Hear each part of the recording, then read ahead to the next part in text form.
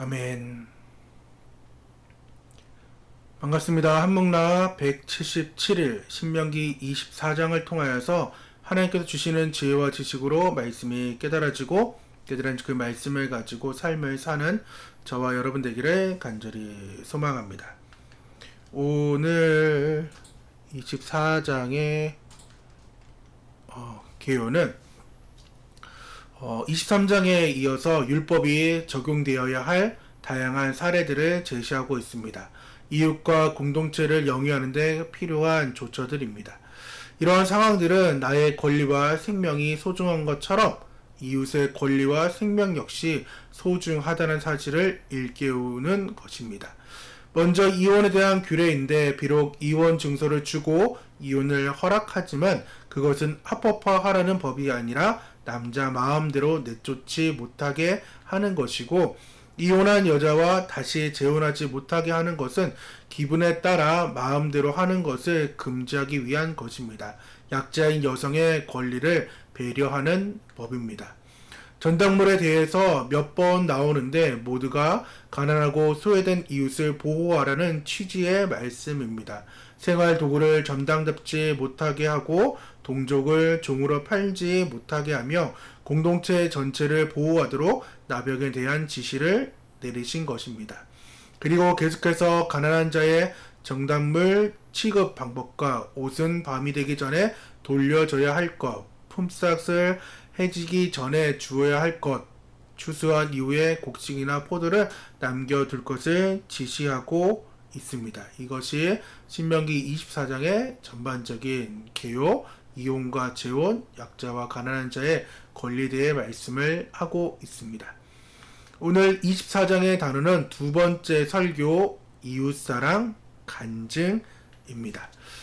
신명기 24장은 총 3편의 설교라고 말씀을 드렸습니다. 신명기 말씀이. 그래서 첫 번째 설교, 두 번째, 세 번째 설교가 있다라고 말씀을 드렸는데, 첫 번째 설교는 역사적 관점에서 지나간 40년을 조명하고 있고, 지금 우리가 보고 있는 두 번째 설교는 율법적 관점에서 하나님의 백성들의 도덕적 의무와 정의로운 사회 법규를 기록하며, 마지막 세 번째 설교는 예언적 관점에서 율법에 대한 순종과 불순종에 따른 하나님의 백성들의 미래 역사를 조망하고 있는 것이 신명기 전반적인 모세의 한 달 동안 한 설교입니다.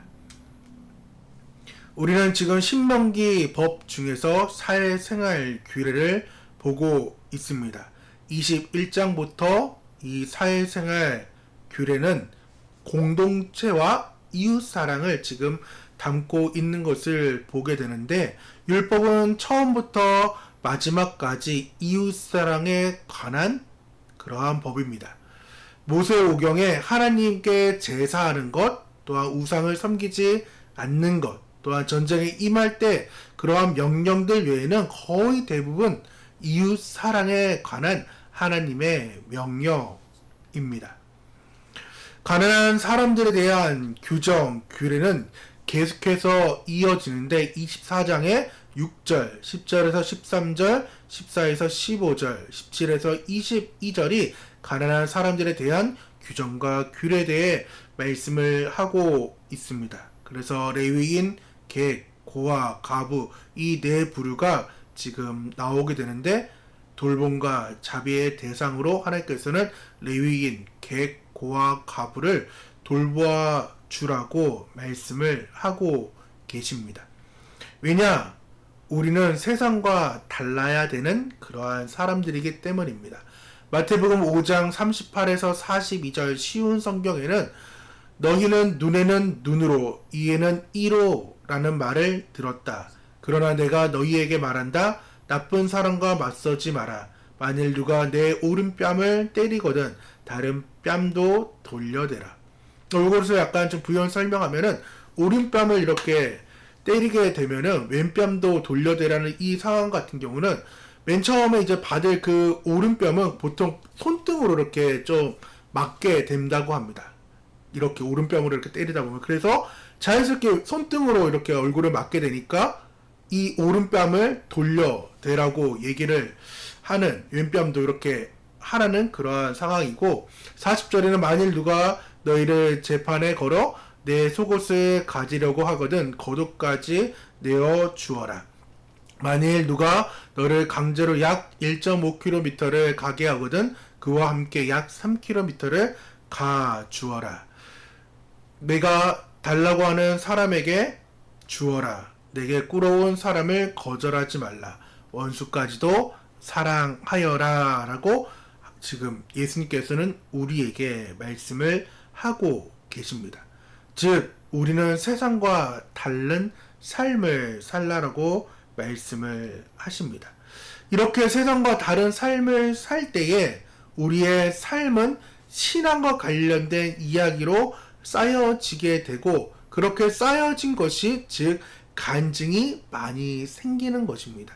그냥 내가 세상에 어떤 일을 해가지고 부자가 됐던 이런 이야기들, 또 내가 누구를 구제했더니 이 사람을 인하여서 은혜를 입었다, 또한 그 사람이 뭐 등쳐먹었다, 이런 얘기들이 아니라 하나님께서는 내가 말씀대로 살아갈 때에 그 말씀이 나를 변화시킨 것을 내가 먼저 체험하고 그것을 이웃 사람에게 지금 알려주고 나눠주라고 말씀을 하고 계신 것입니다.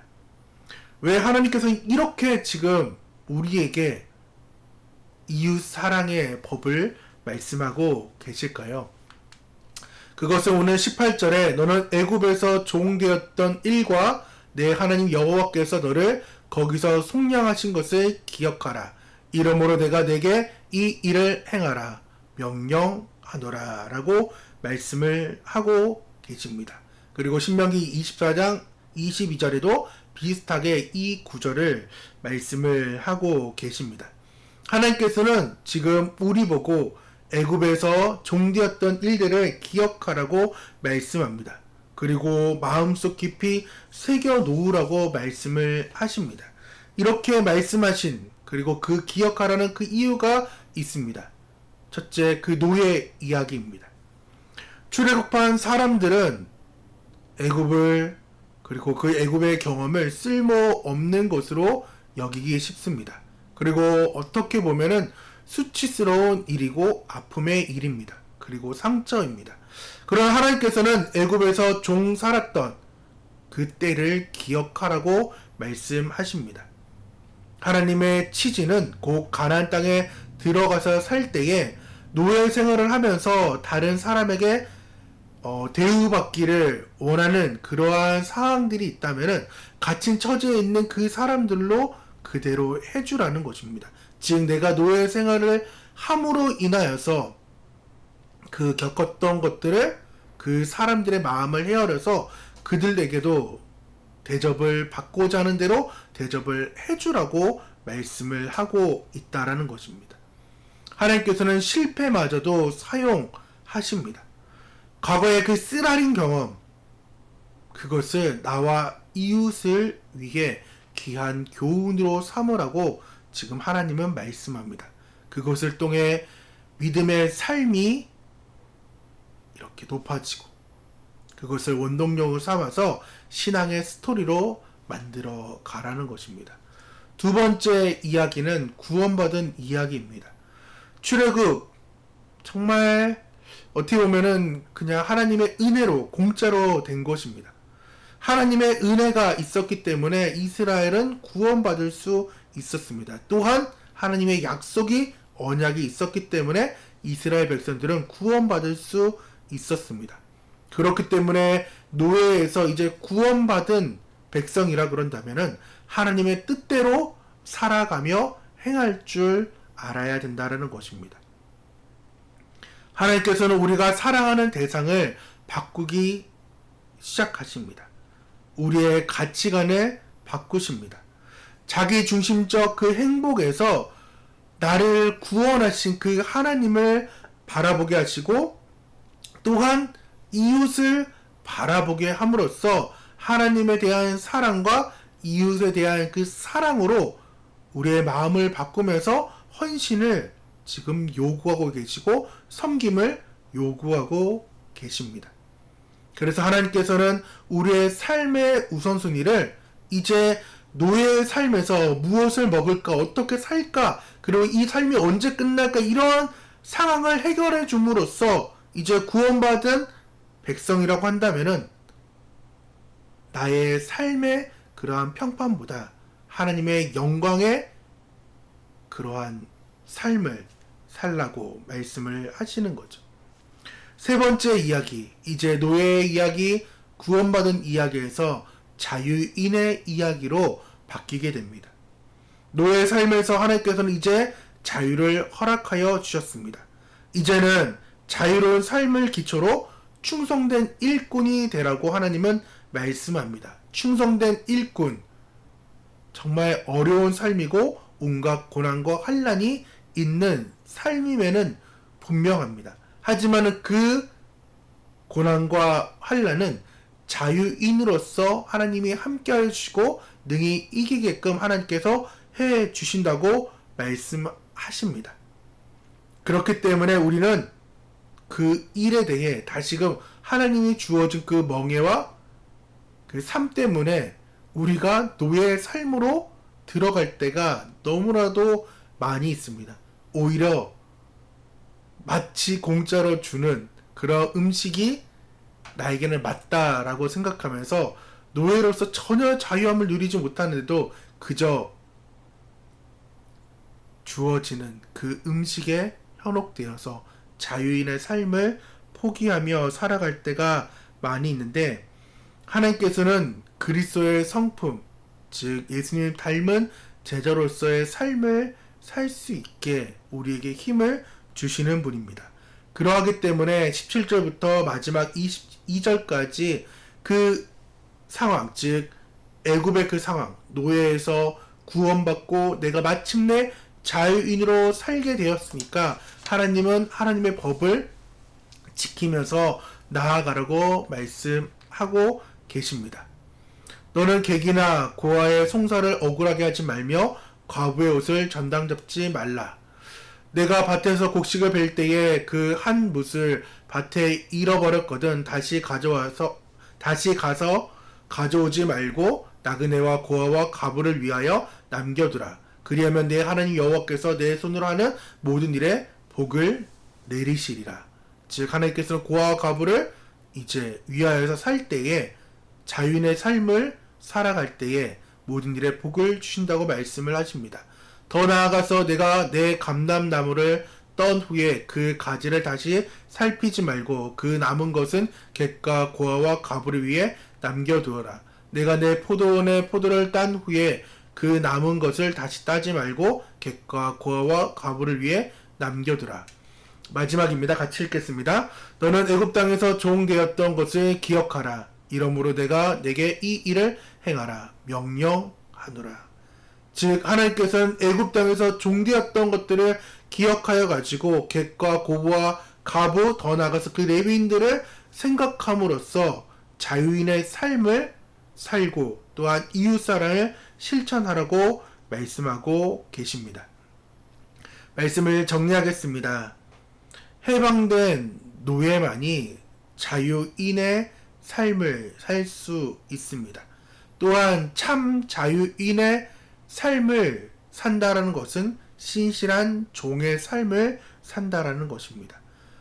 또 전심으로 하나님을 사랑한 사람만이 내 몸과 마음을 다해 이웃을 사랑할 수 있게 된다라는 것입니다.